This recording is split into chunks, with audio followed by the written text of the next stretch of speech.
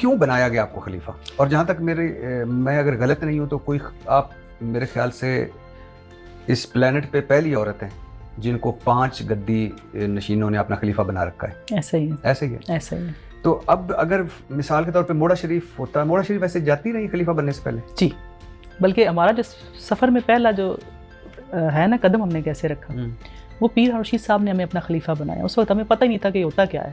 اس وقت بھی ہم ڈپریشن میں تھے شدید قسم کے، کیونکہ ہمارا تیسرا بھائی اللہ کو پیارا ہوا اور 1 مہینے کے اندر ہی امی اور بھائی دونوں چلے گئے. تو اس وقت اس ڈپریشن میں ہم اس دربار پہ جاتے تھے. تو اس وقت ہمیں پیر صاحب نے کہا کہ بیٹا دنیا نے تم سے بہت بڑا کام لینا ہے. انہوں نے اس وقت اپنی ڈائری اپنے ہاتھ سے لکھی ہمیں دی، جس میں مختلف قسم کے وظائف تھے اور چیزیں تھیں جن کو آج تک ہم جن پہ عمل کر رہے ہیں.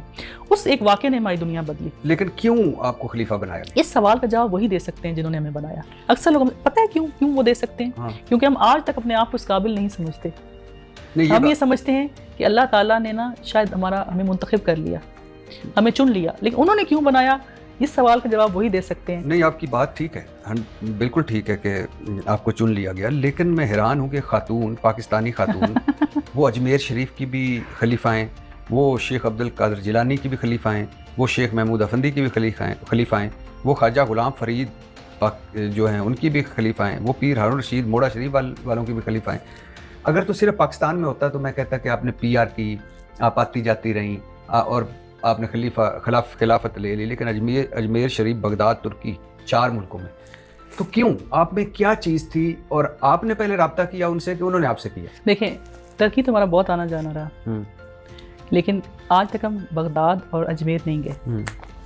لیکن جو ہمارے فالوورز تھے نا، جن کا روحانی علاج ہم کر رہے ہیں، وہ اس وقت چند ممالک رہ گئے ہوں گے دنیا کے ہر ملک میں.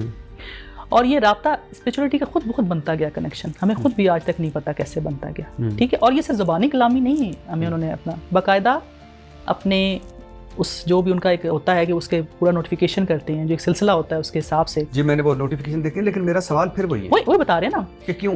اب یہ بات ہم نے یہ سوال کیوں والا جو ہے نا پیر یاسر گدیزی شاہ صاحب سے کیا، جو اس وقت کی ہولڈر ہیں اجمیر شریف کے اور چیف گدی نشین ہیں. اچھا، یہ ایک ایک کر کے کر لیتے ہیں. سب سے پہلے موڑا شریف. تو موڑا شریف آپ ایک دن جاتی ہیں؟